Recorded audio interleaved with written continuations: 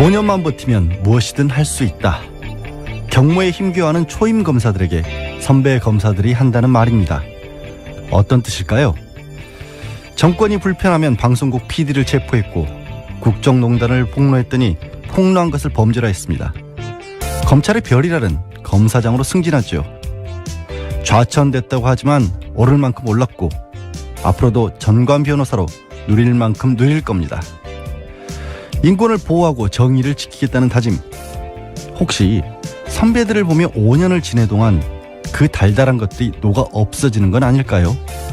그래야 무엇이든 할 수 있다는 잘못된 깨달음도 없고 말입니다. 어둠이 싫은 양지 생각이었습니다. ERU, 이것만은 알아야 할 아침 뉴스.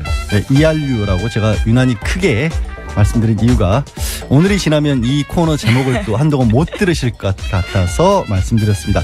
시사인 김은지 기자 나오셨습니다. 네, 안녕하세요. 네, 안녕하세요. 어제 굉장히 뜻깊은, 굉장히 중요한 재판 결과가 하나 나왔죠. 네, 최순실 게이트 관련해서입니다. 문영표 전 보건복지부 장관과 홍완선 전 국민연금 기금운용본부장에게 징역 2년 6개월의 실형이 선고됐습니다. 예.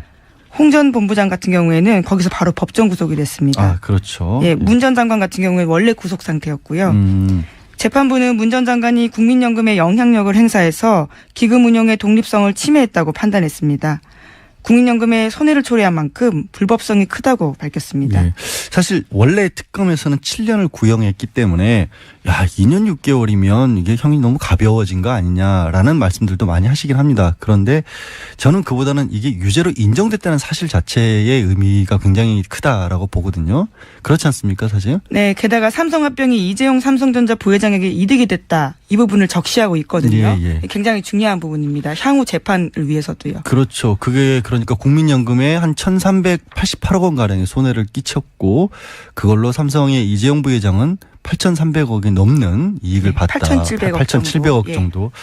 뭐 돈이 얼마인지. 7,700억입니다. 죄송합니다. 혼돈해도 괜찮아요. 어차피 예, 예. 감이 안 와요. 8천억이나 7천억이나 이게 뭐 무슨. 그렇죠. 이게 어떤 느낌이 있습니까? 어떤 차이인지도 모르겠고. 그런데 하여튼 중요한 것은 국민의 노후 자금을 잃어가면서까지 삼성의 후계 승계 작업을 도와줬다라는 것을 법원이 사실이라고 판결을 내린 거 아니겠습니까? 예, 첫 인정이 나온 겁니다. 물론 이게 이제 말씀드리면 이게 결국에는 삼성 이재용 부회장 같은 경우에는 박 전 대통령의 압력에 못 이겨서 어쩔 수 없이 최순실 씨 등을 자금 지원을 했다라고 하지만 대가를 받았다는 것이 되는 거잖아요. 이렇게 되면 결국에는. 그렇죠. 지금까지 강요를 주장해 왔었는데요. 이득을 봤다라는 점을 분명히 명시하고 있는 겁니다. 예. 다만 아직까지 문영표 장관 전 장관이 박 전 대통령 지시를 받아서 이런 일을 하지는 한 것으로 그게 확인된 건 아니라고 법원은 선을 그었는데 그럼 괜히 그랬겠어요. 예. 또 문영표 장관 같은 경우에는 다른 것도 유죄 인정을 받은 거죠. 네, 청문회에서 한 발언도 거짓말이었다고 재판부가 판단했습니다. 그러니까 위증죄도 인정이 된 건데 지난해 국회 청문회에서 문영표 전 장관은 자신이 삼성물산과 제일모직 합병 과정에서 영향력 행사하지 않았다. 예. 이렇게 주장했거든요. 그 수많은 국민들이 지켜봤었는데요. 그렇죠. 그것들이 모두 거짓말이었다고 재판부가 판단한 겁니다. 그러니까 이게 거짓말이라고 재판부가 판단을 했기 때문에 압력을 넣은 것도 유죄라고 봤고 그러니까 거짓말을 한 것도 유죄로 본 거 아니에요. 어떤 근거로 거짓말이라고 본 거죠? 예, 관련해서요. 보건복지부 직원들의 진술이 굉장히 많았습니다. 특검이 수사를 하니까요. 구체적인 진술들을 다 내놨고요. 또 관련 증거들도 있었다고 합니다. 네.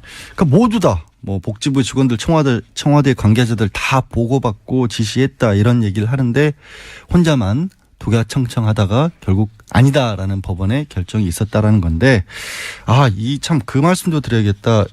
이 결론을 낸 재판장이 조희연 부장판사였죠. 네, 이름 익숙하실 텐데요. 지난 1월 달에 이재용 삼성전자 부회장의 구속영장 기각한 바 있는 판사입니다. 네, 그래서 굉장히 본인으로서는 다소 억울할 수도 있을 만큼 실검1위에 올라버렸던 분이기도 한데 그만큼 깐깐하게 재판을 했는데도 불구하고 유죄 결정을 내렸다는 부분이 의미 있다는 것이고요. 저는 이 관련 뉴스를 보다가 좀 부끄럽다라는 생각이 들었던 대목이 나왔던 게 문 전 장관이 그 보건복지부 장관에서 물러나면서 이런 얘기를 했다면서요.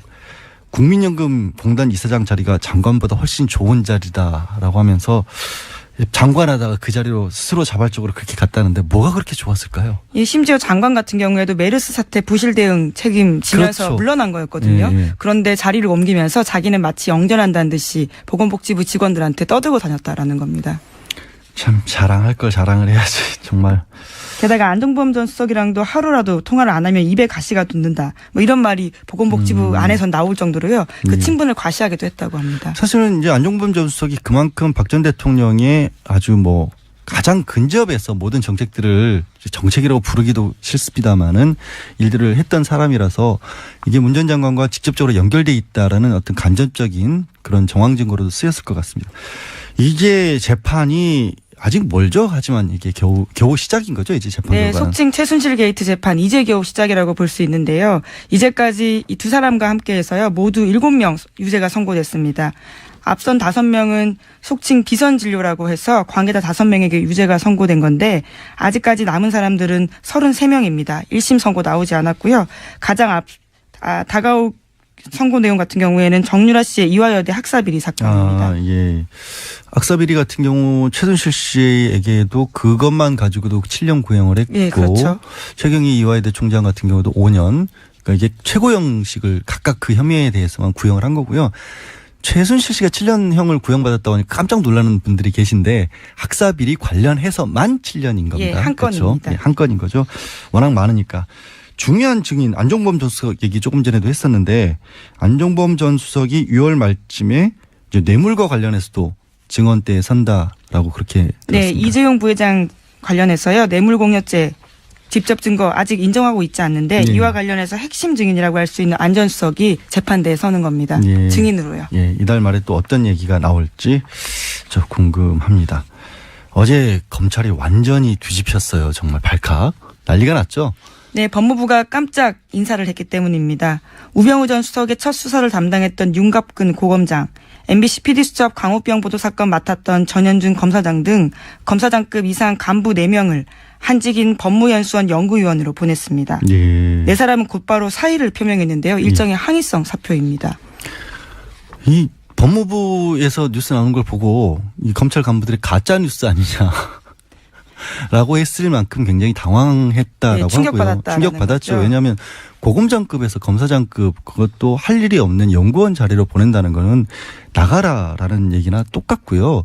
나가라는 얘기랑 똑같다는 얘기를 아예 발표하면서 저는 이 부분이 굉장히 의미가 있었던 게 법무부에서 이들을 좌천 인사를 이유를 공식적으로 과거 중요 사건에 대한 부정적 처리 문제가 제기된 검사들이라고 탁 집었거든요. 네, 그렇죠. 사실상 좌천성 인사라는 점을 인정한 셈입니다. 네, 그러니까요. 아예 그동안에는 뭐 얘기를 안 하면서 뭐 무슨 뭐 여러 가지 직급을 조정한다는 등 뭐 평형 검찰 기수의 문화를 바꾼다는 이런 얘기만 했었는데 이번엔 아예 드러내놓고 문제가 있었다라고 콕 집었고 그래서 이게 검찰 개혁의 또 다른 하나의 두 번째 조치가 아니냐라는 얘기도 나오고요.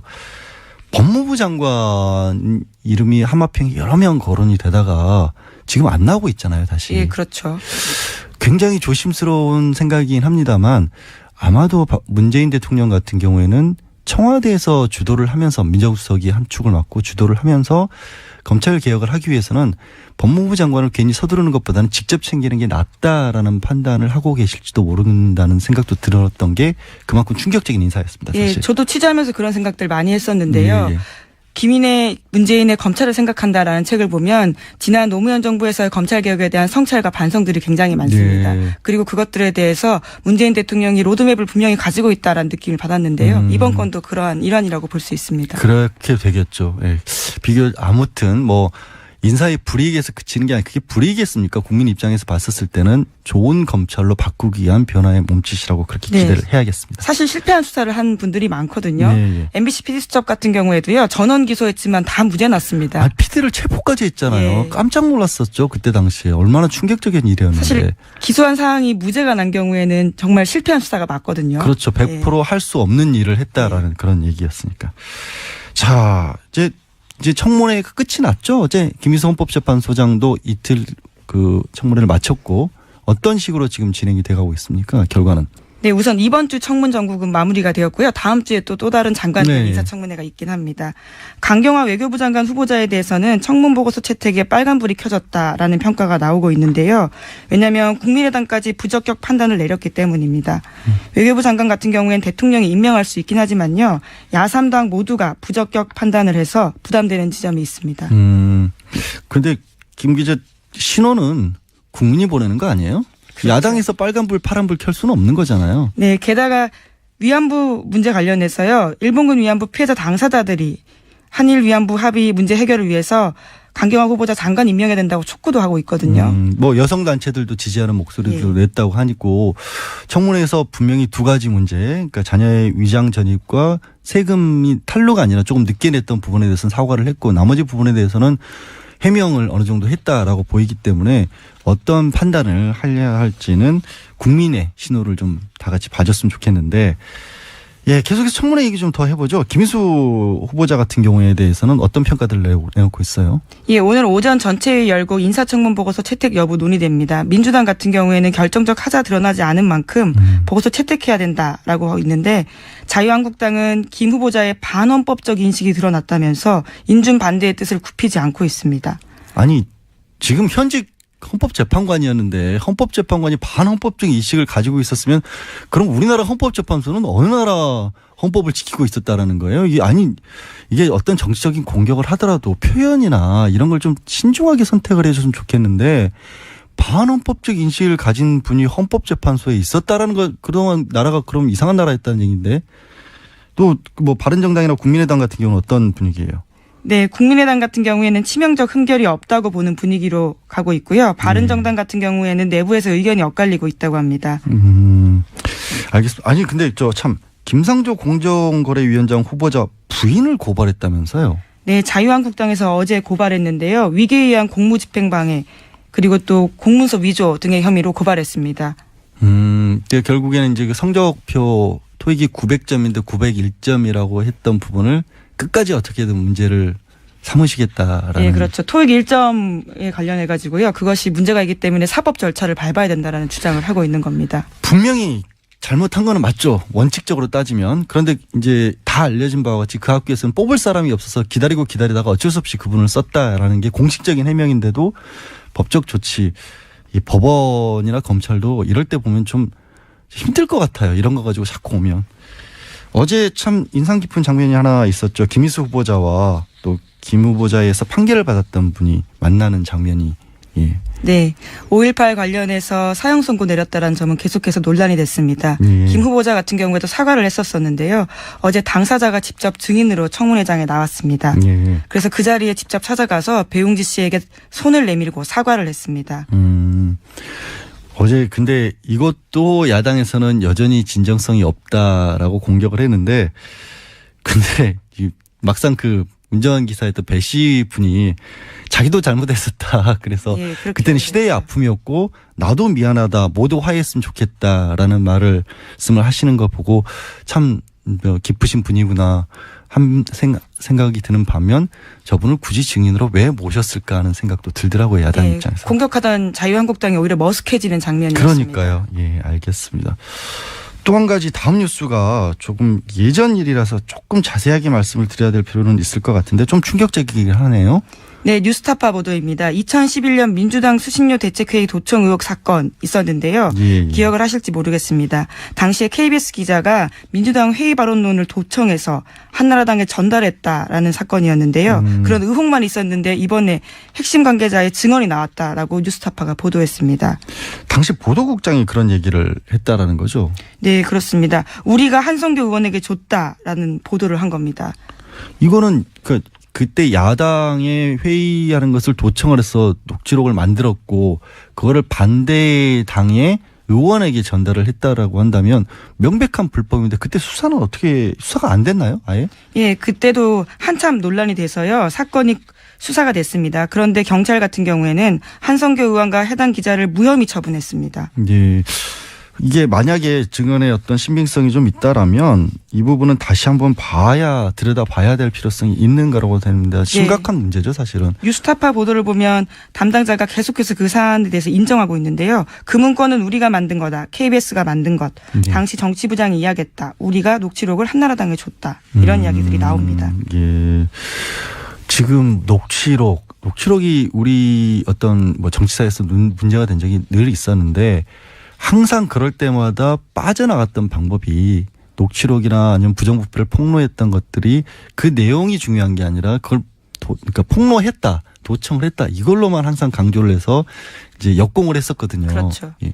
이것도 내용과 상관없이 내용도 중요하겠지만 정말로 도청을 했다라면 심각한 문제이기 때문에 여전히 그 사법 처리 가능성이 있는지부터 점검을 좀 해봐야 될 것으로 보입니다. 예, 심지어 언론기관이 플레이어가 되어서 그것을 다른 정당의 이해관계가 다른 정당에 넘겼다라는 거거든요. 이 말이 맞다면 굉장히 심각한 문제입니다. 그거는 정말 어떤 언론인으로서의 기본 중의 기본인데 그것마저도 지켜지지 않았다는 얘기이기 때문에 너무나 충격적인 뉴스가 될 수 있는데 다른 매체들에서는 크게 다루지는 않았던 것으로 보입니다. 일단은.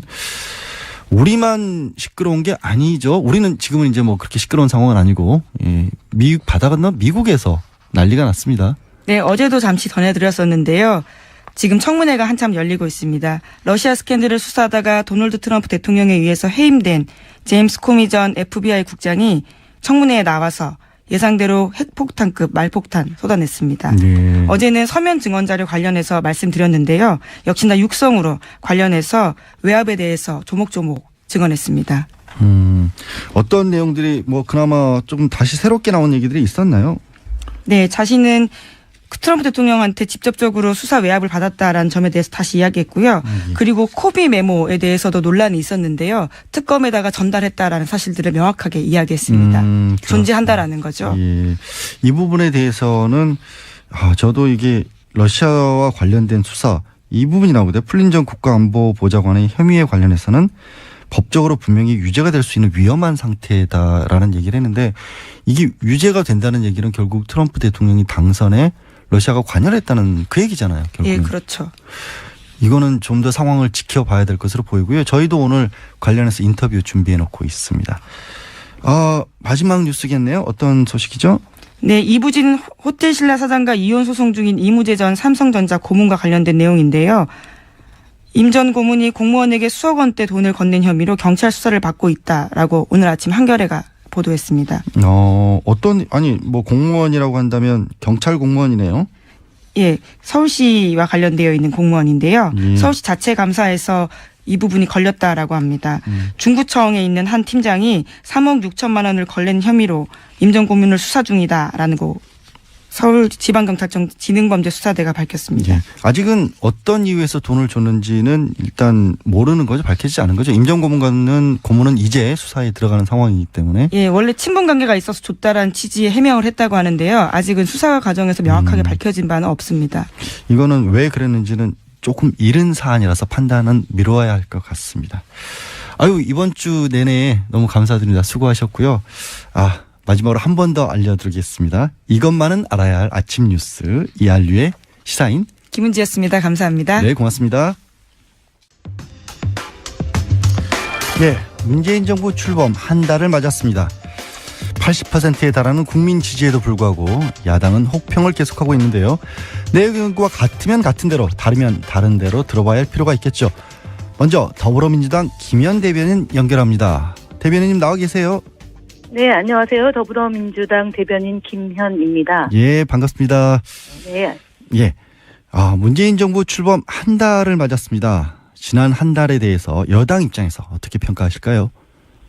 네, 인수위 없이 한 달을 맞이한 문재인 대통령, 문재인 정부, 국민의 지지도가 84% 가까이 올라가고 있고요. 역대 최고 수치라는 게 이제 여론조사 기관의 평가입니다. 네. 이렇게 그 국민들의 높은 지지는 결국은 소통하는 문재인 대통령 그리고 소탈한 모습과 함께 공약을 실천하려고 하는 그런 행보에 대해서 국민들이 찬사를 보내는 것이라고 보고요.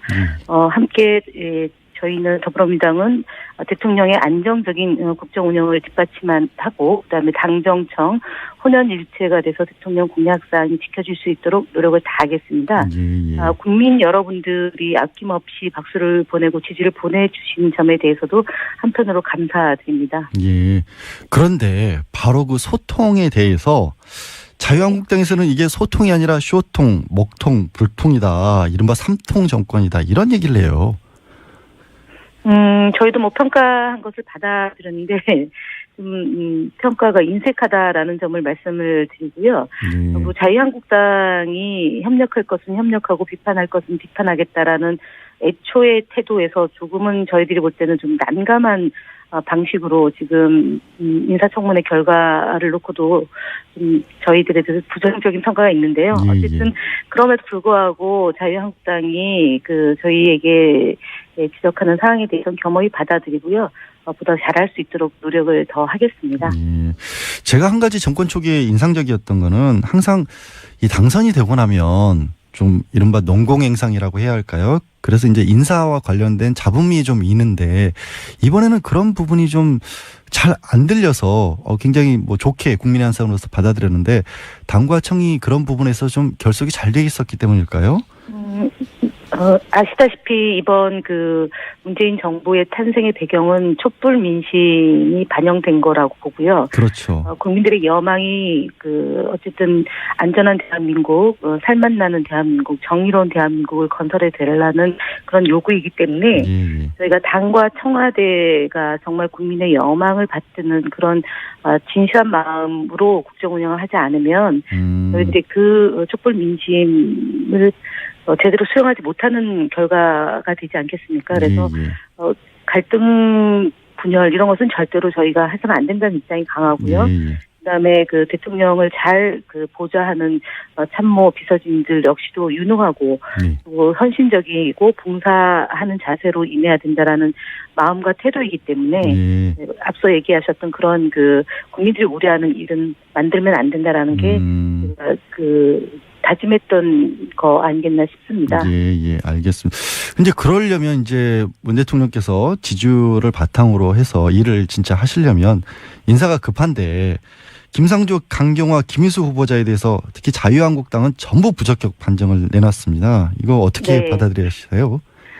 일단은 자유한국당이 지난 그 총리 내정자 때부터도 부적격이라고 얘기를 하다가 결국은 퇴장하지 않았습니까? 예. 아예 국회에 들어오질 않았죠. 네네. 그래서 저희가 지금 그 김상조 공정거래위원장이나 강경화 장관 내정자, 김희수 소장과 그다음에 김동연 그 장관 내정자, 김동연 장관 내정자를 제외하고는 자유한국당이 다 사퇴를 지금 얘기를 하고 계시는데. 그렇죠. 김희수 소장의 경우는 그 이틀에 걸쳐서 청문회를 했고, 그리고 문제가 됐던 것은 하회와 용서 차원으로도 됐음에도 불구하고 지금 그런 얘기를 하고 있고요. 강경화 장관의 경우는 지금 위안부 피해자 할머니께서 강경화 장관을 지지해달라고 눈물로 호소하고 있는데 불구하고 지금 반대를 위한 반대를 하고 있는 거다라고 얘기할 수 있고요. 김상조 위원장의 경우도 사실은 그 뭐 부인의 문제를 갖고 고발 조치를 하겠다고 하는데 했더라고요. 고발장을 냈답니다. 네, 과도하게 좀 하고 있어서 국민들이 이렇게 그 야당이 국민의 눈높이에 부합하지 않고 반대만을 한다면은 과연 이 정당에 대해서 어떻게 볼지에 대해서 좀 판단해야 되는 게 아닌가 싶습니다.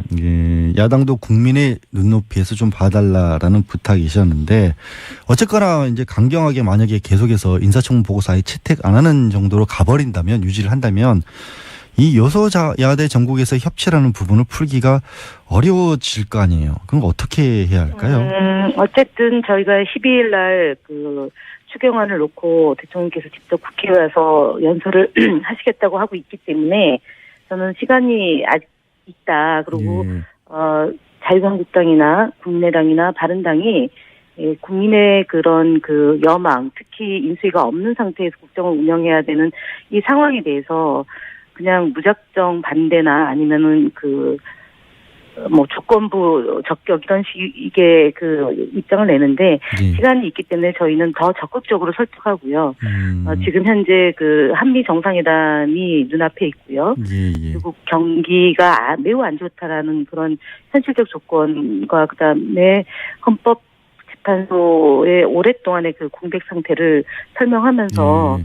설득을 해 나가겠다라는 게 저희 당의 입장이고 청와대 입장입니다. 예. 지금 청와대 말씀을 하셨지만 또 그리고 중간에 야당 의원들을 설득하는 작업을 하겠다 이런 얘기를 이제 뭐 청와대에서도 설득 작업에 나서고 여당 내에서도 뭐 일종의 개별 격파라고 해야 될까요? 그런 움직임들이 좀 있으신 거예요, 그러면? 적극적으로 만나고 계시고요. 예. 그리고 사실은 지금 이제 김상조 후보에 대해서 고발은 했지만 그러니까 저희가 그 상대 대학에 이제 공문을 보내놨고 그 예. 결과가 들어오면 국민의당에서는 보고 판단하겠다는 게 조건부이기 때문에 예. 그건 좀 기다려야 될 문제인 것 같고요. 그리고 강경화 장관의 경우는 앞서도 말씀드렸지만 그건 친일 문제가 계속 남아 있었던 거 아닙니까? 우리 나라 안에서. 근데 어쨌든 위안부 피해자 할머니들께서 그 강경화 장관에 대해서 꼭 지지해 달라, 통과시켜 달라, 그리고 역사적으로 이런 문제를 바로 세우는데 역할을 해달라는 그런 요청이 있었기 때문에 저는 국민의당에서 이 문제를 그냥 소홀히 다룰 수 없다라고 보여집니다. 저희가 노력하는 것도 노력하는 거겠지만 정말 결정적 하자가 없는 장관 내전자에 대해서 계속 반대만을 한다는 점에 대해서는 좀 부담을 갖지 않을까 싶습니다. 네.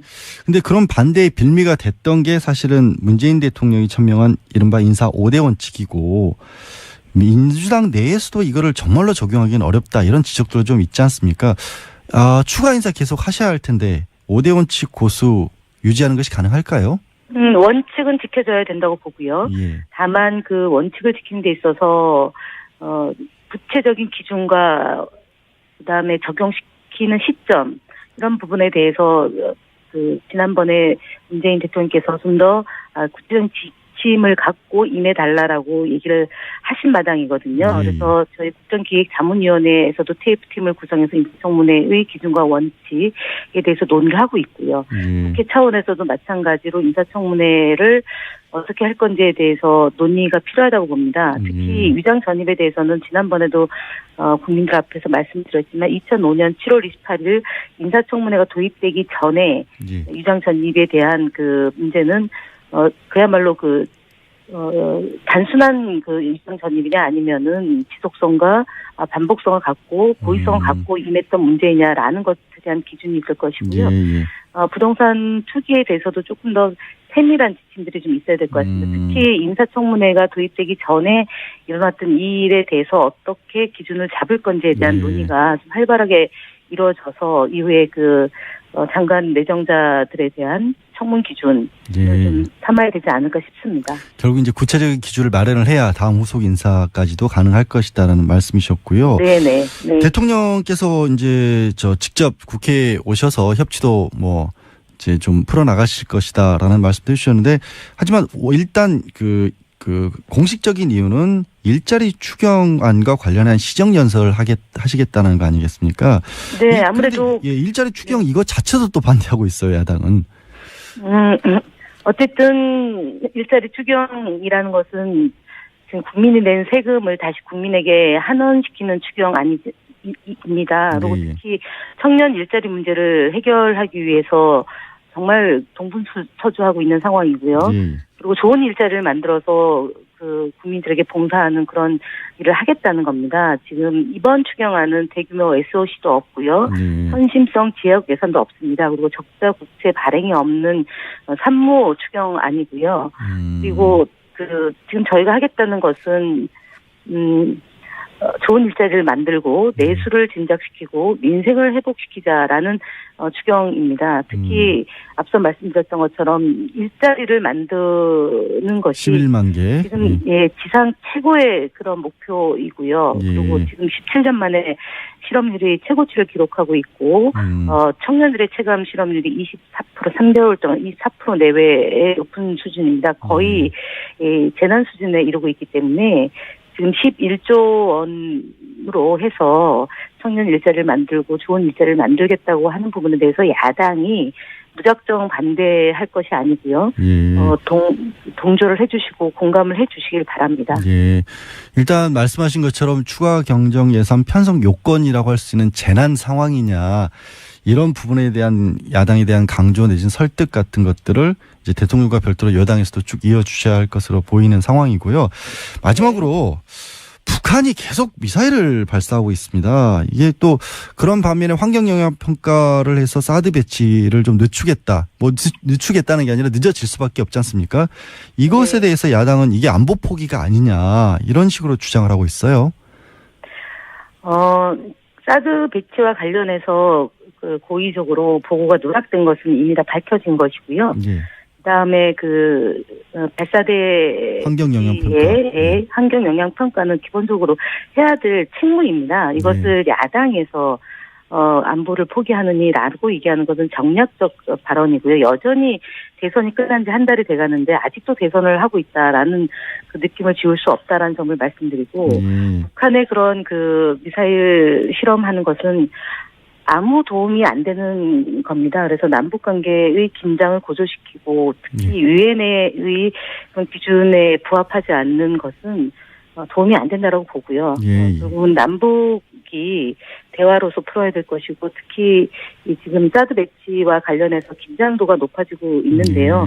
이런 것들은 그 외교안보 통일 분야에 해당하는 사안이고 특히 국민들이 요청하는 그런 한반도 평화에 부합할 수 있도록 외교적인 노력을 기울이고 안보와 관련해서는 저희가 더불어민주당 정부가 그 이전에 이명박근혜 정부보다 훨씬 더 유능하다는 점은 보여주고 있기 때문에. 예, 알겠습니다. 네. 오늘 말씀 김현 대변인님 말씀은 여기까지 듣겠습니다. 고맙습니다. 네, 감사합니다. 예, 더불어민주당 김현 대변인이셨습니다. 이어서 야당의 목소리도 들어보겠습니다. 자유한국당 정준길 대변인 나오 계신가요? 네, 안녕하세요. 예, 안녕하세요. 반갑습니다. 네. 예, 같은 질문 드리겠습니다. 문재인 정부 출범 한 달을 맞았습니다.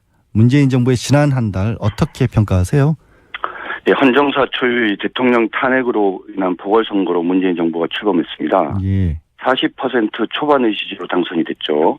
하지만 국민들은 문재인 정부가 통합과 화합의 정치를 해줄 것을 기대하고 지금 상당한 지지를 보내고 있습니다. 특히 문 대통령께서 스스로의 말에 강박관념이 있다라고 약속을 지킨다고 강조했기 때문에 더더욱 약속을 지키는 대통령에 대한 기대감이 컸는데요. 문재인 정부가 대선 당시 지지도와 현재의 국정 지지도의 갭의 의미, 그 차이의 의미를 제대로 이해하지 못하고 쇼통, 먹통, 불통의 이미지를 보이고 있습니다. 특히 공약사항 가운데에서 본인들이 원하는 것은 공약이라는 이유로 밀어붙이고 원하지 않는 것은 빌공자의 공약으로 만들고 있습니다. 사드 배치 지연 문제나 국정교과서 백지화 문제, 이무리한 행진곡, 5.18 재창 등은 바로 전자의 대표적인 예고 고위직 임명 시 5대 비리 원천 배제 원칙이나 추천자 실명제 등은 그 빌공자의 공약을 만든 대표적인 예죠. 그러니까 약속을 이제 문 대통령이 본인이 원하는 쪽만 약속만 지키고 있다라고 말씀을 주신 것 같고요. 네네, 그렇습니다. 문재인 정부에 대해서 이제 쇼통이나 먹통이나 이렇게 말씀을 하셨는데 그런데도 불구하고 지금 어쨌든 아직까지 문 대통령의 지지율은 상당히 높고 반대로 이제 제1야당인 자유한국당의 지지율은 그럼 굉장히 낮아요. 그러면 이거는 지금 국민들이 아직까지도 잘못 보고 있다고 그렇게 평가하시는 겁니까? 아까도 말씀드렸지만은 사법시험 보셨죠? 커트라인이 40점 아닙니까? 40점 조금 넘는 41% 정도의 지지를 받아갖고 어렵게 대통령이 됐는데 지금 보내는 80%, 84%까지 지금만 77, 8%로 떨어졌다고 하고 이번 주도 결과 나오겠지만 그 의미가 뭔지를 잘 봐야 된다고 봐요. 아까도 말씀드렸지만 탄핵으로 인해서 보궐선거가 생겼고 대한민국이 되게 복잡하고 되게 위기 상황 아니었습니까? 이제 새롭게 시작한 정부니까 기대감을 가지고 통합을 하고 화합을 하고 협치를 해달라라는 그런 기대를 담은 어떤 지지도라는 거죠. 그러면 본인들이 실제로 받은 지지도와 현재 나타나는 국정 지지도가 한 2배 가까이 되는데 그 나머지 한 40%에 가까운 분들이 왜 현재 국정을 지지하는지를 정확히 잘 이해를 해야 되는데 그것을 자신들에 대한 일방적인 지지로 잘못 오해하는 거죠. 그러니까는 국민들이 지지하니까 우리가 뭐든지 해도 된다라는 오히려 오만에 지금 자만에 빠지고 있는 그런 상황인 거죠. 그럼 지금 대변인님 말씀에 따르면 이제 국민들이 지금 말씀하신 그런 어떤 약속, 그다음에 통합이나 화합의 모습을 계속해서 안 보여준다면 이것도 금방 떨어질 거라고 보시겠네요. 그렇죠. 그러니까 한 주 만에 리얼미터 조사 결과에 따르면 한 7%, 6%인가 7% 떨어졌지 않습니까? 예. 지지도가 한 주 만에 한 6, 7% 떨어지는 일이 범상치 않은 일 아닌가요? 예. 이번 주에 아마 하면은 70% 초반대나 60% 후반대까지 떨어질 가능성도 있는 거죠. 그러니까 왜 이런 일이 벌어지느냐? 예. 본인들에 대한 국정 지지도를 오해하는 거예요. 자신들에 대한 지지로 오해하는 거예요. 기대감을 가지고 잘하라고 하면서 우리 훌륭한 국민들이 한번 밀어주겠다 이런 뜻으로 얘기를 한 거거든요. 그게 바로 국정 지지도로 나타나는 건데 그거를 마치 자신의 정권에 대한 적극적인 지지로 오해를 하다 보니까 본인들이 하고 싶은 공약만 하고 본인들이 실질적으로 하고 싶은 일을 다 하잖아요. 인사청문회 과정에서도 그렇고 여러 정책에서도 그렇고. 바로 이제 그 부분 시간이 곧 국민들한테 예. 곧 국민들이 엄중하게 예. 지지를 철회하는 일들이 이제 시작됐다고 생각합니다. 한번 그거는 길게 걸리지 않을 것 같으니까 한번 지켜봐야 될 것 같고 지금 네, 한번 지켜보시죠. 인사청문회 얘기를 하셨는데 김상조, 강경화, 김희수 후보자에 대해서도 부적격 의견을 지금 내고 계시잖아요. 네, 그렇죠.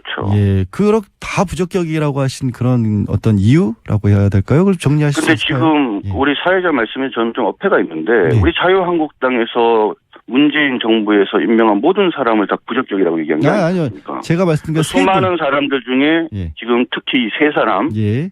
세 사람을 지금 문제를 삼고 있는 거고 예, 그 중에서 특히 김상조, 강경화 두 사람을 문제를 삼고 있는 거죠. 예, 예.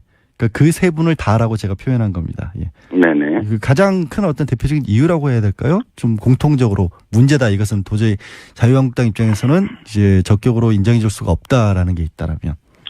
김희수 후보자의 경우에는 저는 문재인 대통령이 논란을 자초했다고 봐요. 왜냐하면은 그 추천한 이유가 통합진보당이나 정규조 결정에서 소수 의견을 냈다는 점을 높이 평가한다 이렇게 얘기했지 않습니까? 예. 소수 의견 물론 중요합니다. 하지만 다수의 의견은 더 중요할 수가 있어요. 예. 그렇죠? 그런데 이런 소수 의견을 냈다는 이유로 이분을 추천했다라고 하니까 결국은 세상을 바라보는데 다수의 사람들이 동의라고 생각하는데 유일하게 어떻게 보면 서로 생각하는 사람이 헌법재판소장이 되면 과연 균형감 있게 헌법재판소를 이끌어 나갈 수 있을 건가라는 고민을 그래서 걱정을 사람들이 하게 되는 거죠. 이런 걱정을 하게 된 거는 문 대통령이 추천 이유를 잘못 말했다고 봅니다. 그건 근데 문 대통령의 말씀이잖아요. 그러니까 그거는 후보자 본인의 어떤 능력 평가나 그 자질 평가가 아니고. 그러니까 문 대통령이 그런 이유로 추천을 했기 때문에 논란을 자초했다는 점을 지적하는 거고요. 예, 예. 김상조 후보자의 경우에는 이루 말할 것이 없습니다. 지금 문 대통령께서 5가지 절대 고위공직자가 될 수 없는 사유를 얘기했는데 그중에 한 서너 가지가 해당하는 게 지금 명확하지 않습니까? 그런 글쎄, 어떤 명확하다는 것은 좀 하여튼 그렇게 사실관계로 확인됐어요. 그거는 지금 계속 민주당에서 더불어민주당에서 마치 충분히 설명됐고 해명됐다라고 얘기하는데 국회 청문회 내용이나 여러 가지 사실관계 확인된 걸 보면 의혹들이 정확하게 확인된 게 맞아요. 예. 논문 표절 문제 확인됐죠. 예. 다운 계약서 문제 확인됐죠. 부인의 특혜 채용 내지는 소득세 탈루 문제도 사실상 확인된 거고 예. 위정전입도 2차례 확인됐지 않습니까? 예. 근데 이것이 뭐가 확인이 안 됐냐고 얘기를 하면은 그거는 인사청문회 자체를 무력화시키는 얘기고요. 강경화 후보자의 경우에도 국민 여러분들께서 잘 아시겠지만 딸내미 이화여고 입학과 관련된 위장전입 문제 너무나도 의문점이 많고 잘못된 처신 아닙니까? 부동산 투기 문제, 증여세 탈루 문제, 그다음 특히 문제가 되는 것은 이번 인사청문회 과정에서 본인이 외교통상부 장관으로서 어떤 일을 할 것인가에 대해서 당당히 소신과 철학을 제대로 밝히지 못했다는 평을 받고 있습니다. 아마도 대통령을 둘러싸고 있는 그 사람들의 등살을 버틸 수 없을 거라고 예상하고 있고요. 아마도 외교부 장관이 돼도 얼굴 마담밖에 못한다. 라고 판단을 하고 있습니다. 지금 정반대의 시각을 가지고 계신 거네요. 그러니까 비외무고시 출신이고 여성이기 때문에 그동안의 외교부가 가졌던 문제점들을 좀 없애고 개혁하는 데 이익을 주지 않을까라는 기대를 하고 있는 분들도 있는데 이제 그것이 오히려 반대로 그냥 얼굴마담에 개혁은요 아무나 하는 게 아니라 개혁은 높은 자신의 철학과 가치 그다음 목적의식, 거기에다 플러스 능력이 있어야 됩니다. 네, 그런 것들이 없다라고 보신 거죠? 그렇죠. 그러니까. 아무리 선의를 가지고 어떤 좋은 일을 하려고 해도 능력이 없고 판단력이 부족하면요. 오히려 선함으로 시작한 일이 오히려 더 악한 결과를 초래하는 경우들을 비일비재하지 않습니까, 세상에? 그러니까 이런 무능한 사람이 개혁이라는, 그러니까 아까 세 가지 말씀하셨지 않습니까? 한마디로 말하면 쇼통이죠, 쇼통. 정준길 대변인 목소리 들어보고 있었는데요. 전화가 끊겼습니다. 다시 연결해 보도록 하겠습니다. 잠시만 기다려 주시면 좋겠고요. 그동안에 제가 이제 문자와 카톡 이런 것들을 계속해서 소개를 해드리고 있었는데, 몇 가지 보이는 걸로만 말씀 좀 드릴까요? 연결이 됐다고 하면, 죄송합니다. 예. 방금도 말씀드렸지만, 쇼통의 아주 대표적인 경우라고 봐요. 네, 강병화 후보자가. 근데 지금 다른 분들 얘기도 좀 안 할 수가 없으니까요. 국민의당 바른정당 같은 경우에는 김상조 후보자 청문보고서 채택에는 일단 참여할 것으로 그렇게 알려지고 있는데, 그래서일까요? 국민의당을 두고 또 자유한국당에서 조금 그런 말씀이 나오셨죠. 삭불화 정당이다. 이게 속내와 다르다. 이런 뜻으로 그렇게 받아들여야 될까요? 저는 청취자 여러분들께서 국민의당이 낸 김상조 그 후보자에 대한 논평을 좀 먼저 읽어보셨으면 좋겠어요. 국민의당에서 대변인 논평에서는 부적격자다, 절대 안 된다 이렇게 얘기해놓고 나중에 뒤로 돌아서 가지고는 무슨 조건부로 찬성을 하겠다 이런 식으로 돌아서 버리지 않습니까? 아니, 차라리 그럼 처음부터 논평을 낼 때 긍정적인 평가를 내든지 조건부 얘기를 하든지 그렇게 해야 되는 거 아니에요. 논평으로는 실컷 비판해놓고 그래서 점수 따놓고 뒤로 돌아서 가지고는 실리 챙기고 그건 말 그대로 사쿠라 정당이라는 얘기를 들을만 하고 누가 보더라도 민주당 이중대다 라는 그 비판으로부터 자유로울 수 없는 거라고 생각합니다. 그러니까 지금 국민의당이 어떻게 보면은 당론조차 정하지 못하고 있는 상황에서 내지는 당론을 정했는데도 불구하고 오히려 실익을 챙기기 위해서 양쪽에 다른 목소리를 낸다. 그런 당론이라는 표현이 적절한지 모르겠습니다만은 방금도 말씀드렸지만 대변인 논평이라는 것은 대변인이 개인 의견을 내는 게 아니지 않습니까? 당의 입장을 얘기하니까 그걸 당론이라고까지 얘기하기는 어려울지 모르겠지만 분명히 당의 입장이에요. 공식적인 입장. 그런데 논평으로는 분명히 문제 있고 부적격이라고 얘기를 해놓고 실질적으로 인사청문회를 끝내고 나서 보고서 채택 문제를 논할 때는 결과적으로 그걸 수긍하고 그러니까는 이게 도대체 뭐 하는 거냐는 거죠. 알겠습니다. 만약에 지금 자유한국당에서 이렇게까지 강하게 보고 계신데 반박을 하고 계신데 문재인 대통령이 인사청문 보고서가 채택되지 않은 후보자에 대한 임명도 강행을 하실 경우 어떻게 지금 대응하실 계획입니까? 법적으로는 문재인 대통령께서 임명을 하면 거기에 대해서 아무런 형식적 하자는 없는 거죠. 하지만 자유한국당 입장에서 볼 때 특히 김상조 후보 같은 경우에 이런 부적격자를 불공정거래위원장이 될지도 모르는 이런 사람을 바로 위원장으로 임명을 하게 된다라고 하면 이거는 협치를 더 이상 하지 않겠다. 그런 선언으로 받아들일 수밖에 없는 거고 이후에 문재인 정부가 추진하는 여러 정책들에 대해서 협조해 줄 수 없는 거죠. 알겠습니다. 추경이나 정부조직법 개정안 등 이런 문제에 대해서 협조가 불가능할 걸로 예상합니다. 만약에 그게 아니라면 짧게 한번 여쭤보겠습니다. 지금 일자리 추경 예산에 대해서 원칙적으로 반대하고 계신 거죠? 그렇죠. 어떤 이유 때문에 그러신 거죠? 두 가지 이유인데 첫 번째는 그 81만 개 일자리 만들겠다는 공약은 국민 세금으로 공공일자리 만들겠다는 것이기 때문에 잘못된 정책입니다. 소득 주도 성장론을 얘기를 하는데 간단히 말씀드리면 소득이 증가를 하게 되면 소비도 자연스럽게 증가한다는 전제입니다. 그런데 소득은 증가했는데 국민들이 불안한 미래를 위해서 소비하지 않는 경우에는 소득 증가가 절대 성장으로 이어질 수가 없어요. 일본이 그 대표적인 예인 거죠. 과거에 잃어버린 20년에 이런 어떤 상황이기 때문에 소득 주도 성장론이라는 것이 말은 그럴듯하지만 현실적으로는 실질적으로는 불가능한 일인 거죠. 그 두 가지였는데 하나만 나머지 하나는 방금 말씀드린 그 자격 없는 후보자에 대한 임명을 강행한다. 이것은 협치할 의사가 없는 것이기 때문에 당연히 추경 협조하기 어렵죠. 네, 알겠습니다. 고맙습니다. 오늘 말씀 감사드립니다. 수고 많으십니다. 고맙습니다. 지금까지 자유한국당의 정준길 대변인이었습니다. 3부 시작하겠습니다. 러시아 스캔들을 수사하다 도널드 트럼프 대통령에 의해서 해임됐죠. 제임스 코미 전 연방수사국 국장이 어젯밤 청문회에 출석했습니다. 예상했던 대로 엄청난 증언들이 쏟아졌는데요. 아산정책연구원 김지윤 박사와 함께 자세한 내용 알아보겠습니다. 안녕하세요. 안녕하세요. 예, 박사님은 어제 청문회 보시느라 잠 못 주무셨을 것 같아요. 중간에 좀 졸았어요. 이게 밤중에 남의 나라 말로 이렇게 방송을 듣기란 쉽지가 않아요. 그게 남의 나라 말이 거의 우리나라 말이랑 비슷하게 들으시는 거 아닌가요? 그래도 남의 나라 말은 남의 나라 말이라서. 네. 어제 그러면 중간에 잠깐 졸긴 하셨지만 주로 네. 어떤 말들을 쏟아놨습니까? 내용 자체는 굉장히 글쎄요, 좀 놀라운 내용이긴 한데, 예. 몰랐던 건 아니에요, 사실은. 이미 언론에서 많이 보도가 됐었고, 예. 그리고 이미 전에 코미 국장이 이제 청문회 전에 어떤 성명서 같은 걸 내놨었거든요. 예. 그래서 거기서 이제 대부분 언급이 됐었던 내용들이고, 근데 좀 더 자세하게 이야기를 했다는 것, 그리고 코미 국장이 나와서 본인의 이제 입을 통해서 이야기를 한다는 것이 느낌이 굉장히 다를 수가 있죠. 예. 그래서 물론 이제 트럼프 대통령이 이제 마이클 플링 전 국가보좌관 사건에 두고서는 덮고 가라 이런 얘기 했다는 거, 그 여러 차례 회유 및 협박 같은 그런 충성하라. 느껴지는 그런 얘기들도 있었다는 거, 그리고 그 FBI 국장 자리 노린 사람이 얼마나 많은지를 아냐, 네. 이런 식으로 약간 그는 이제 애들러서 약간 협박을 하는 거죠, 사실은. 예. 그런 얘기들 이제 많이 나왔습니다. 예. 지금 코미 국장 같은 경우에는 이게 자기가 트럼프 대통령과 얘기하고 난 뒤에 이거를 꼭 기록으로 남겨야겠다라고 네. 해서 메모를 했다는 네. 거예요. 굉장히 우리 어떤 정서랑은 조금 다르거든요. 그게 근데 코미 국장만 그런 게 아니고 네. FBI는 대부분 그래요. 정보기관들은 사실은 그런 경우가 많아요. 그 수사기관이잖아요. 기본적으로 네. FBI가.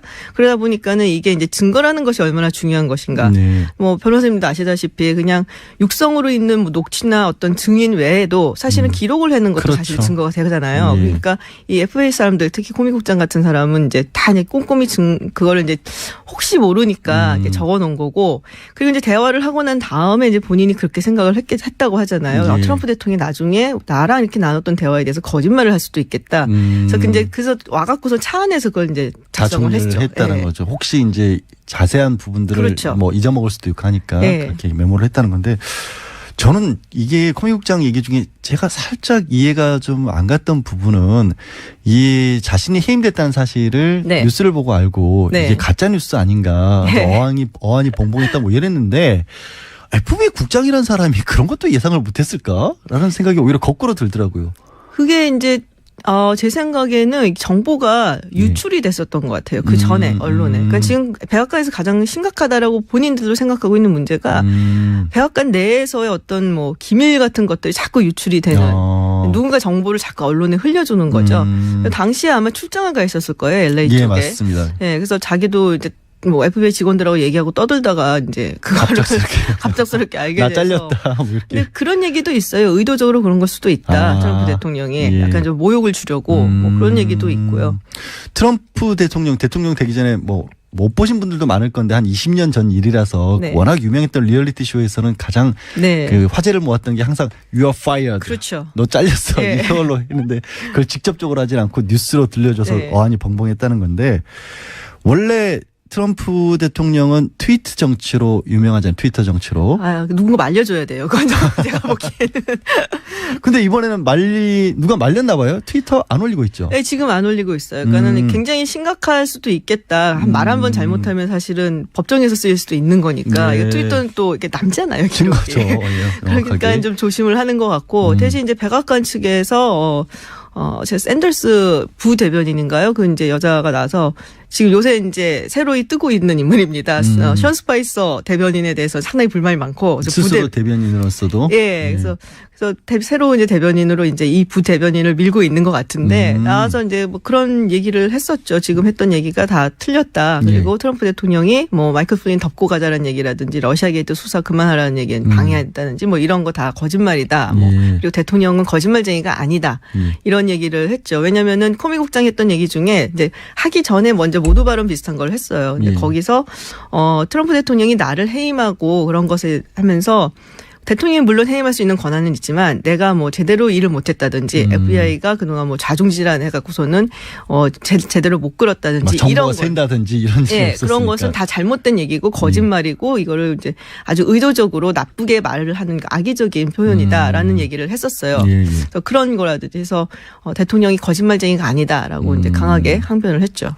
그런데 과연 이제 어제 청문회 미국 언론들에서는 이게 무슨 슈퍼볼이다. 네. 미국 언론에 보도된 걸 보면 미국의 술집들이 이게 러시아 관련된 얘기니까 러시아 보드카를 팔면서 중계방송을 보도록 유도를 하고 있다. 뭐 이런 얘기가 나오는데 그런데 반면 저는 약간 좀 궁금한 게 실제로 미국 국민들도 그럴까. 그러니까 왜냐하면 미국 언론들 전부 다 힐러리가 된다 그랬지 트럼프가 된다는 얘기 안 했잖아요. 그렇죠. 뭐 여론조사 할 때도 그랬고 이게 미국에서 언론만 요란하고 혹시 국민들은 청문회에 관심 없는 거 아닌가? 그런 좀 생각도 들어요. 실제 어떨까요? 어느 지역이냐에 따라 좀 다를 것 같은데요. 대도시라든지 또 민주당 성향이 있고 그리고 교육 수준이 좀 높다든지 그 정치에 좀 관심이 있는 사람 이런 사람들한테는 대단한 청문회죠, 사실은. 그래서 굉장히 관심들이 많았고 뭐 제 친구만 해도 뭐 똑같이 말씀하신 것처럼 오늘 바에 가서 볼 거라고 얘기를 하더라고요, 메신저에서. 그런 사람들이 꽤 있었어요, 실제로. 그래서 관심들은 상당히 많았던 것 같아요. 그래요, 실제로. 그러니까 바에 가서 본다라는 느낌인 것이 우리 가끔 뭐 TV 미국 드라마 같은 데 보면 이게 TV 커다란 TV가 있고 그쵸. 줄줄이 사람들이 앉아가지고 다 같이 모여서 보통 야구 볼 때 이럴 때 하는 건데 청문회를 그렇게 보겠다라는 거니까 굉장히 재밌는 현상이긴 한 것 같은데요. 이게 민주당이나 공화당 그러니까 각 당들은 직접적으로 어떤 입장을 내놓고 있죠? 그러니까 민주당에서는 분명하게 이건 사법 방해 행위다라고 얘기를 하고 있고 공화당 측에서는 조금 얘기를 다르게 하고 있어요. 그러니까는 코미 국장이 청문회에서 이렇게 질문을 받으며 대답했던 것 중에 그런 부분이 있어요. 마이클 플린 거는 덮고 넘어가라라고 했다는데 그거를 거기서 트럼프 대통령이 정확히 뭐라고 했냐? 그런데 트럼프 대통령이 I hope you let Flynn go라고 했어요.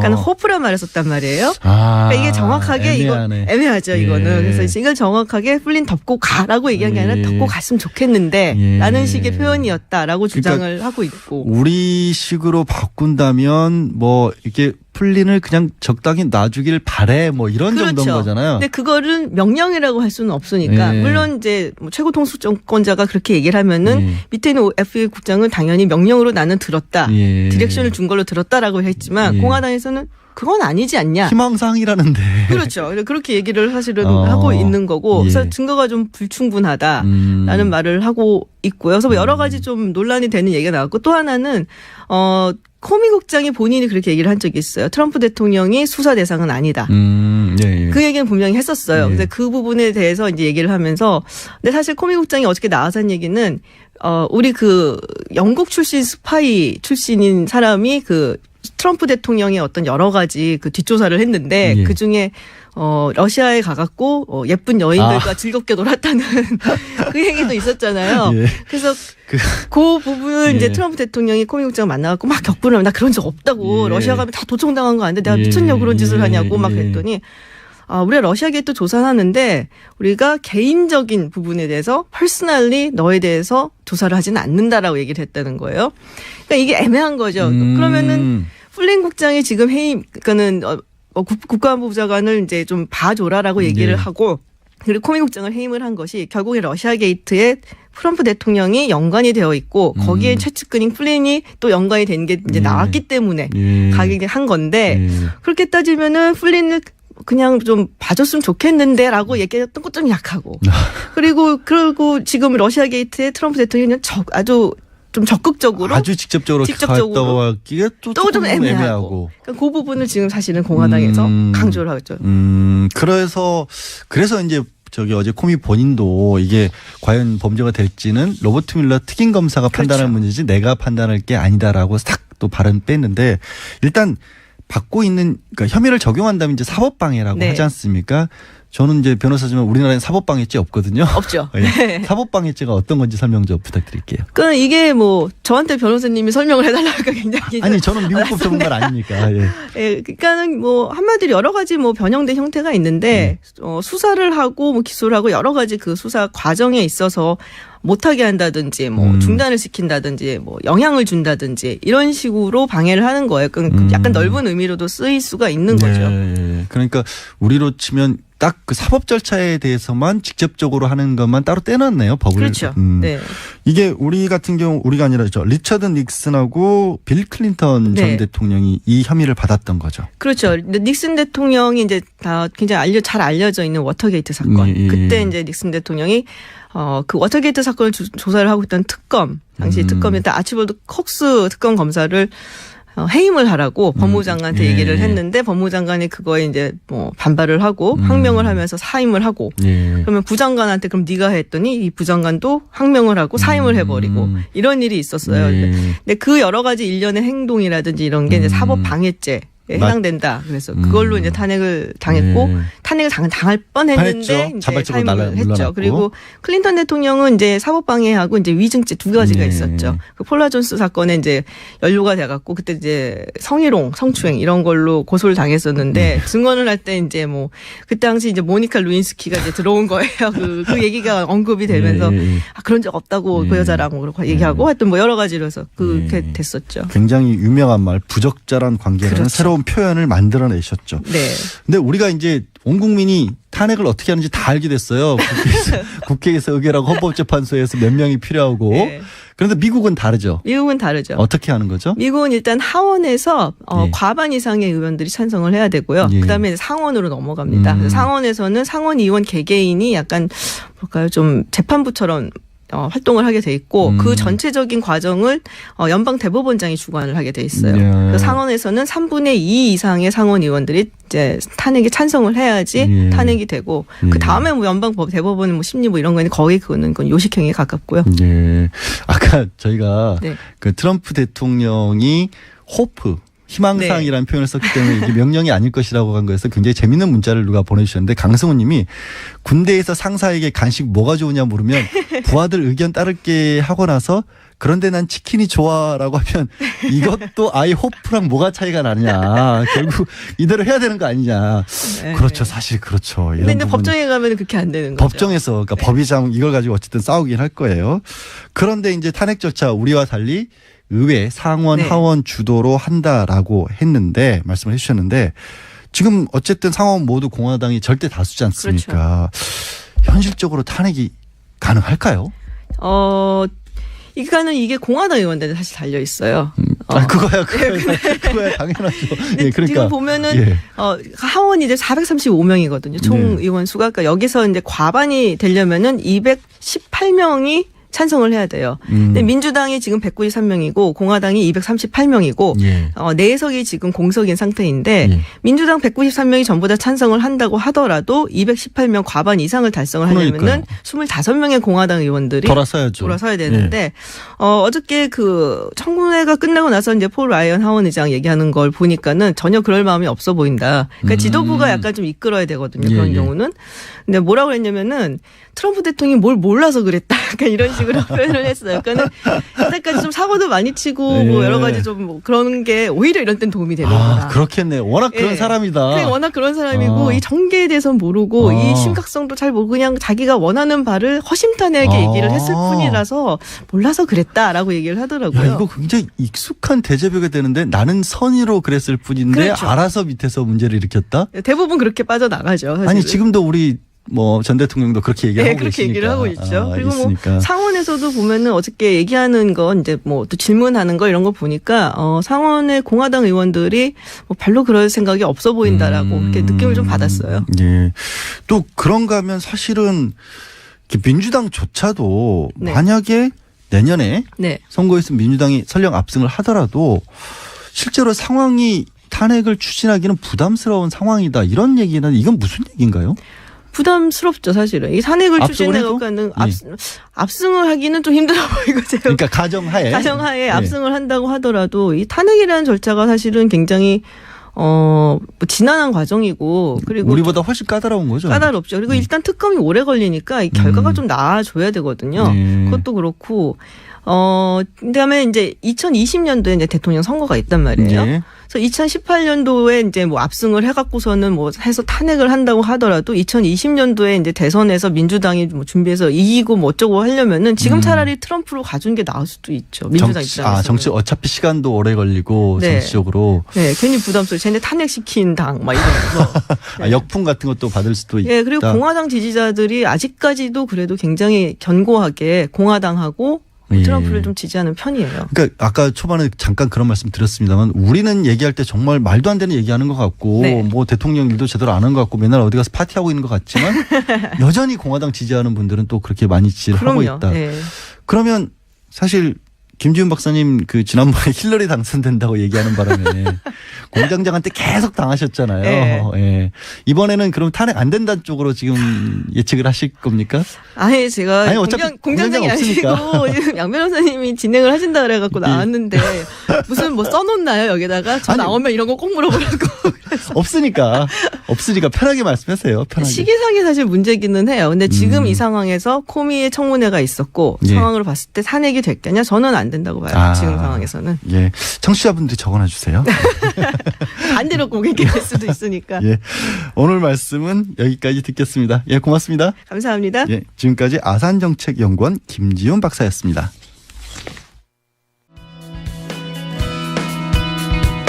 네, 대한민국의 제주 올레길 열풍을 불러일으켰었던 분 서명숙 제주올레 이사장이 최근 한 권의 소설책을 들고 독자들에게 찾아왔습니다. 천용초라는 실존 인물을 토대로 유신 정권 말기에 대학생들의 얘기를 그려낸 작품이라고 하는데요. 서명숙 이사장 연결해서 책과 제주에 관한 얘기 직접 나눠보겠습니다. 이사장님 나와 계세요? 네, 안녕하세요. 네, 안녕하세요. 반갑습니다. 네네. 예. 지금 제주도 계시죠?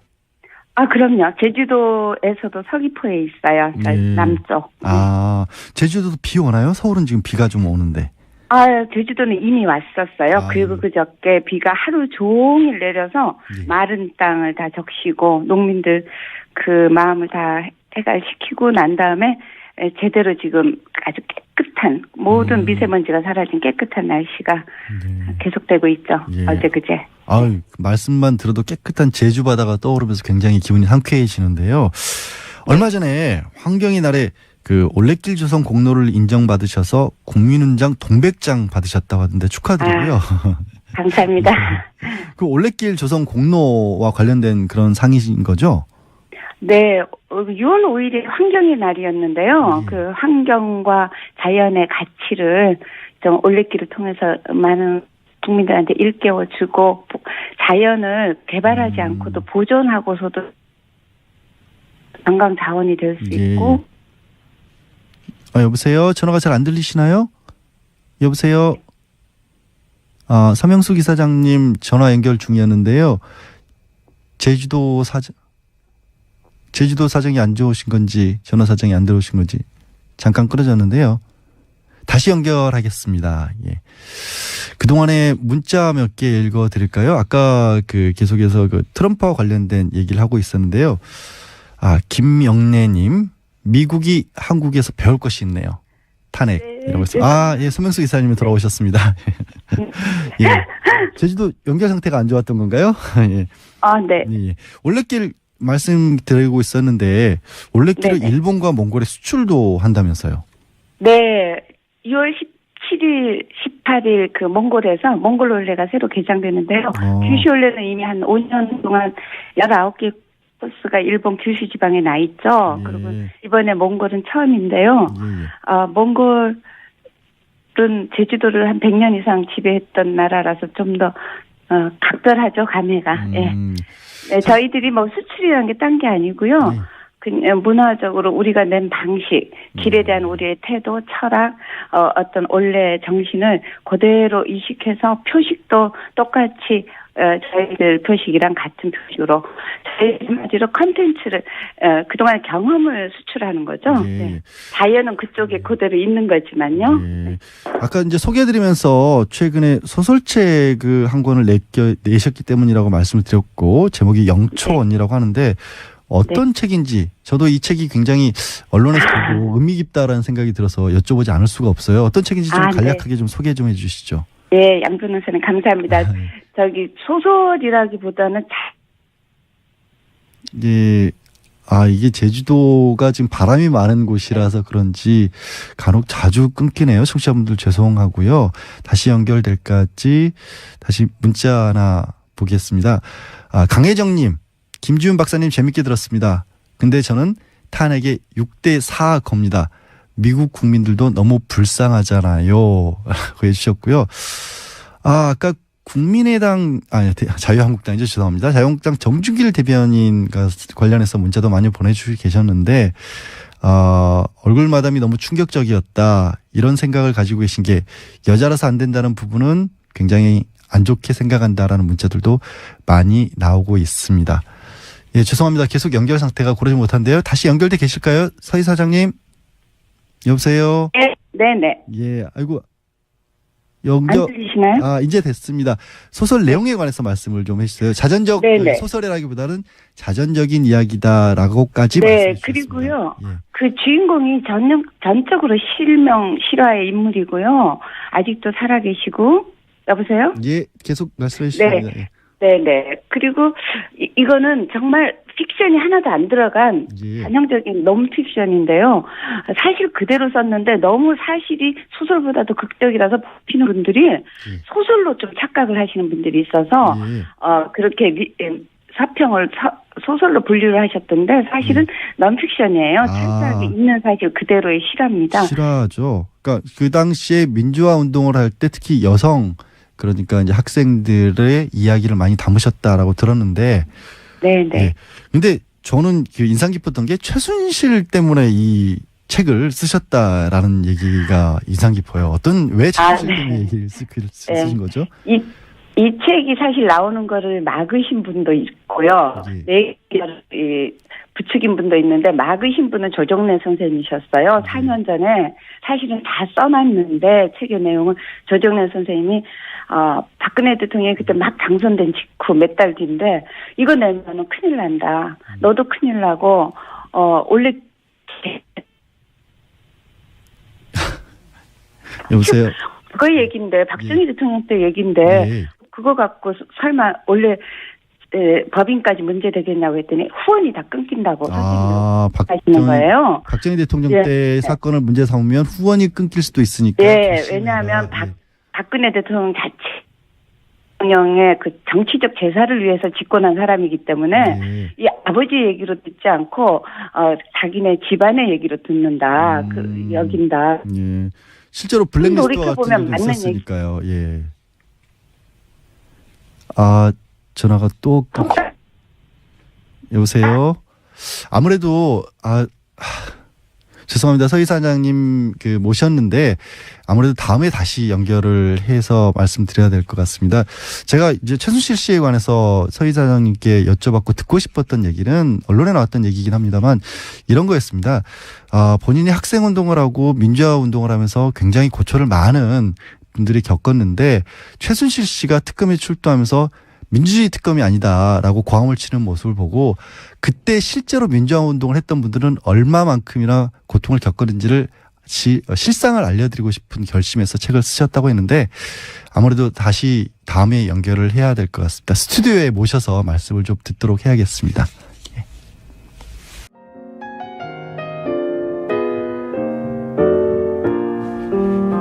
예. 오늘 전화 연결 상태가 고르지 못했습니다.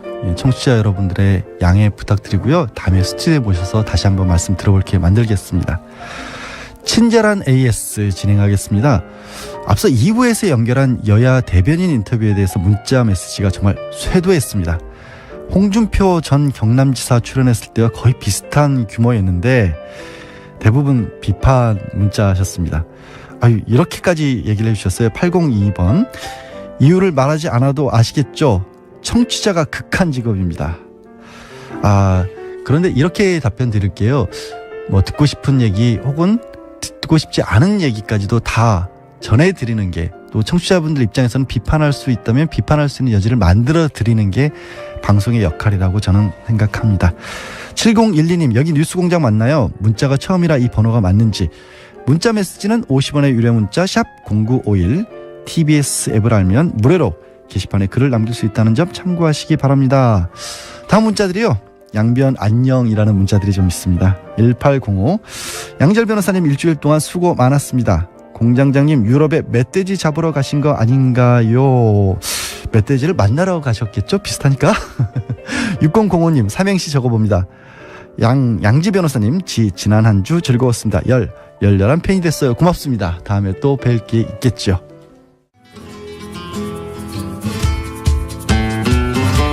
네, 먹던 음식 돌아보고 안 먹던 음식도 다시 보자. 까칠한 미식가 네. 황교익 막 칼럼니스트와 함께합니다. 어서 오세요. 안녕하세요. 예, 안녕하세요. 네. 선생님 지난번에 네. 처음 뵀었을 때 눈이 왔는데 오늘 다시 뵈는 날은 비가 오네요. 그러네요. 예. 김우중 공장장은 아예 이제 안 오는 거 가지고 공장장 없으니까 분위기가 확 좋아졌어요. 글쎄 뭐 저는 그렇게 생각합니다만 뭐 또 찾으시는 분들도 있고요. 아니 제가 처음 만남 두 번째 만남 말씀을 드리다가 갑자기 생각이 나는데 공장장 처음 만났을 때는 어떠셨어요? 기억이 없어요. 그러니까 뭐 머리가 크다는 것과 뭐 이렇게 뭐 장발을 했는데 전혀 뭐 라크 같은 이런 머리 헤어스타일을 했는데 얼굴하고는 안 어울린다. 뭐 그런 그 인상만 강하게 있고 말을 함부로 한다. 갑자기 여쭤보고 나니까 되돌리고 싶지 않은 기억을 꺼내게 만들어 드린 것 같아서. 별로 저는 안 좋아해요. 일단 그 음모론자잖아요. 뭐 조금 그 논리적인 사고를 잘 못하는 그런. 말씀하셔도 됩니다. 없으니까. 없으니까. 저희 표현의 저희 언론의 자유가 있습니다. 그래서 이런 그 언론에서는 그렇게 그러니까 어떻게 하면 필요 없는 그런 존재일 수도 있다. 그래서 빨리 김우중 총수 같은 사람은 공장장, 공장장은 언론계에서 빨리 떠나고 정상적인 사고를 하는 이런 분이 방송을 해야 된다. 그래서 양기열 변호사 같은 분들이 이런 방송을 해야 되는 게 맞죠. 마지막 오늘 저희 대리생 마지막 코너에서 이런 또 미담을 해주셨는데 근데 사실 오늘 코너는 오늘 소재는 공장장이 굉장히 좋아했을 것 같기는 해요. 오늘 주제가 불고기잖아요. 그래요. 없으니까. 불고기.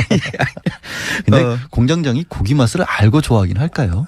잘 모를 거예요. 그냥 고기만 해 먹는 사람들은 좀 문제가 있죠.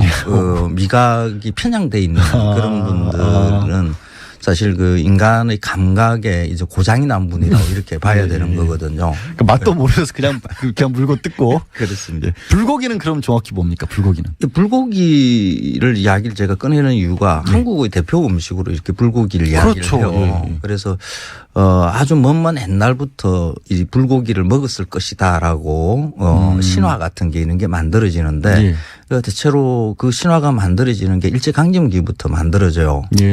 우리 음식에 대한 역사들에 대한 이런 그 좀 포장하는 작업이 보통 일제강점기 민족주의라는 게 이렇게 만들어지면서 이렇게 시작되는 거거든요. 그때 최남선 선생이 쓴 고사통이라는 책에 보면 저 4세기에 수신기, 중국의 수신기라는 책이 있는데 그게 보면 맥적이라는 음식이 나온다. 그게 맥이라는 것은 우리 동이족을 이룰 때 보통 맥이라고 하니까 이 음식이 먼 우리 오래전부터 고구려 시대 때부터 먹던 그런 고기 음식이다라고 이렇게 써놓으셨어요. 근데 그 말이 계속 돌아서 지금 우리의 지금 이 불고기는 저 먼 고구려 시대 때부터 먹던 음식이다. 그런데 그 최남선 선생이 봤다는 그 수신기의 예. 그 원본을 볼 필요가 있거든요. 예, 예. 그래서 그 수신이라는 게 사신을 맞이한다는 의미인가요? 아니요. 그 귀신을 쫓는다라는 그런 귀신 쫓은 기록 뭐 이런 겁니다. 그러니까 예. 뭐 역사서적은 아니고요. 뭐 여러 가지 전설들, 여러 가지 야사들 잡기, 야사 이런 거 모아는 맞습니다. 그런 책이네요. 뭐 전설 따라 삼천리 예. 뭐 이 정도의 책이죠. 예, 예. 그것도 4세기에 쓴 거니까 뭐 역사적인 기록물로 그런 생각을 가지고 썼던 그런 책은 고증한 아니에요. 것은 아니고 어쨌든 예. 근데 그 책의 원본을 보면 예. 그게 그냥 어느 족속의 음식이다라는 게 그냥 딱 적혀 있어요. 예. 맥적은 맥적 적지식야 이렇게 한자로 써 있는데 적족의 음식이다. 이 적족은 뭐 중국에는 여러 소수민족 엄청 많죠. 있지 않습니까? 예. 그 중에 저 서북쪽 어디에 있는 족인데 우리하고는 관련이 없어요. 지금 남아 있는지도 모르고 그렇죠. 일단 최남선 선생이 약간 그 민족주의, 우리한테 민족적 자부심을 갖게 그런 게 만들기 필요했던 위해서 때니까. 그렇죠. 그래서 이렇게 좀 뻥을 쳤었어요. 그런데 그 뻥 친 것을 계속해서 이렇게 써먹는데 이 불고기의 음식이라는 것은 사실 조선에서까지만 하더라도 많이 못 먹었죠. 고기가 귀했으니까. 그렇죠. 예. 소는 함부로 못 잡았으니까. 예.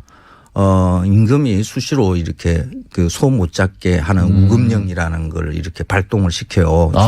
소를 잡는 걸 아예 그렇죠. 금지 지금으로 치면 뭐 행정명령 이런 걸 내려서. 그렇죠. 예. 그래서 그 소는 그 논밭을 갈아야 되고요. 그 운송도 해야 되는 거고요. 뭐 군용으로도 이렇게 차출도 해야 되고 하는 거니까 함부로 못 잡게 했죠. 지금으로 치면 중장비였던 거죠. 그러니까. 아주 적절한 예. 표현입니다. 예. 역시 공장장하고 달라요. 확실히. 그래서 고기를 먹는다, 소고기를 먹는다는 게 굉장히 힘들어요. 어떻게 해서 소고기를 많이 먹게 됐는지는 그 일제강점기 때의 사정들을 봐야 돼요. 예. 그러니까 한국의 거의 모든 음식들은 사실 일제강점기 때 한번 이렇게 싹 정리가 돼서 지금 넘어오는 거거든요. 그러면 불고기 지금 야끼니꾸라고 많이 했는데 그럼 일제강점기 때 야끼니꾸가 그럼 바뀐 거예요? 우리도 그러면? 그거하고 이렇게 섞여요. 섞여요. 소를 많이 먹게 되는 게 일제강점기. 일본은 이렇게 전쟁 국가였고요. 네. 그죠? 여기저기 막 이렇게 전쟁을 치렀습니다. 그때 군인들한테 가장 많이 필요했던 게 이 가죽이죠. 예. 군환이 뭐 가방 벨트 뭐 그렇죠. 총에도 다 들어가고 하니까 그때는 특히 그 비행기 조종사 그 옷 전체가 다 이렇게 그 가죽 옷으로 되어 있죠. 그래서 소 가죽이 필요했어요. 그래서 조선 반도에 소를 많이 키우게 이렇게 적극적으로 권장을 했죠. 그래서 소고기를 먹을 일들이 많아진 거예요. 그래서 고기를 많이 먹게 된 것, 그러니까 지금의 형식의 불고기를 이렇게 많이 먹기 시작하는 것은 일제강점기라고 봐야 돼요. 근데 이 음식에 대한 이름을 뭐 구한말이나 뭐 일제강점기 기록들 보면 뭐 우육구이 이런 게 사실 바른 말이죠. 소고기 구이라는 그렇죠. 거니까. 이 정도 이름이었다가 불고기라는 말이 갑자기 등장을 해요. 어디서 갑자기 그런 1930년대 이 말이 등장하는데 이 말이 대체 어디서 온 거냐. 그 불이라는 말은 그냥 불이에요. 불화자 그 불. 불이고 고기. 이런 것은 그 우리말 우리 우랄 알타이어 그 음식명을 이렇게 만들어내는 그 방법에서 벗어나거든요. 보통 목적어가 먼저 나오고 동사가 뒤에 나오는 이런 식이죠. 고기 구이. 그렇죠. 그렇네요. 고기 구이 이렇게 해야 되지. 그렇네요. 그렇죠. 갈비 구이, 갈비찜 뭐 이런 식으로 이렇게 장면이 부대찌개 뭐 이런 식으로. 그렇습니다. 그렇네요. 왜 갑자기 이런 말이 어떻게 만들어졌을까요? 그런데 요 앞에 불이라는 말이 불은 사실 음식의 이름으로 쓰기에 적절하지 않죠. 그냥 불이라는 말은. 불 안 들어간 음식이 별로 없으니 다 불이니까 어차피. 그럼 불밥 이래야 되는데. 그렇죠. 그래서 이 말이 어떻게 해서 탄생했는가 이렇게 자료를 막 뒤지다 보니까 김윤경 선생이라고 일제강점기 때 조선의학회 사건을 옥고치르신 아주 우리 그때 당시에는 뭐 조선어 대사전이라 그러죠. 그 사전을 편찬하신 분인데 우리 한글 학회, 그러니까 한글 연구에서는 굉장히 혁혁한 그 공을 세우신 분이거든요. 그 김윤경 선생님이 1960년대 인터뷰한 내용이 요게 등장을 하는데, 뺀또 대신에 도시락이, 다음에 그 덮밥 일본 말이 있죠. 네, 이런 게 머리가 나빠요. 이런 게. 아니, 그 대신에 돈부리 대신에 덮밥이. 야끼니쿠 대신에 불고기 이게 얼마나 와리바시 대신에 젓가락 뭐 이런 잘 거. 만든 일이냐. 그러니까 그 김윤경 선생이 일제강점기에 일본 말로 쓰이고 있는 여러 말들 중에 이렇게 듣기가 좀 그렇다 싶은 것들 이걸 순 우리말로 이렇게 바꾸시는 작업을 하셨는데 그게 이 불고기가 있는 거예요. 그런 인터뷰 중에. 그렇죠. 이거 도시락이라는 말 이것도 만들어진 말이거든요. 그 어원이 뭔지는 잘 몰라요. 그런데 하여간 뭐 뺀또 이러는 것보다는 우리말 도시락을 만들어서 이렇게 널리 쓰게 만들고 돈부리 대신에 덮밥이라는 말을 만들고 이게 정말 좋은 일을 하신 거죠. 그 안에 이 불고기라는 말이 등장을 해요. 그 야끼니쿠라는 말은 그 소육이거든요. 그러니까 불에 거스릴 소자에 불 거스릴 소라 그러죠. 그다음에 고기 육자예요. 근데 그걸 그대로 그냥 한글로 옮기신 거죠. 불고기. 일본의 그 우리로 치면 직화구이 요즘 유행하는 그런 그렇죠. 의미인 건데. 야끼니쿠죠. 야끼니쿠. 그러니까 그 일제강점기에 소고기로 구워 먹는 일이 많이졌는데 그 음식의 이름을 그냥 그 민중들은 그냥 일본이 지배하고 있었던 사회니까 그냥 야끼니쿠 뭐 이랬던 거죠. 근데 이게 듣기 싫으신 거예요. 김윤경 선생이. 그래서 불고기라는 말로 이렇게 번안을 하신 거죠.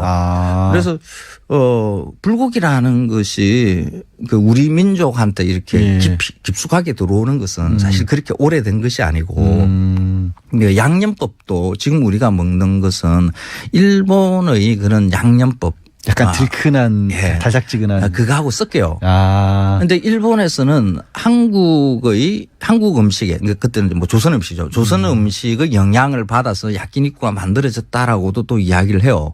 그래요? 반대로.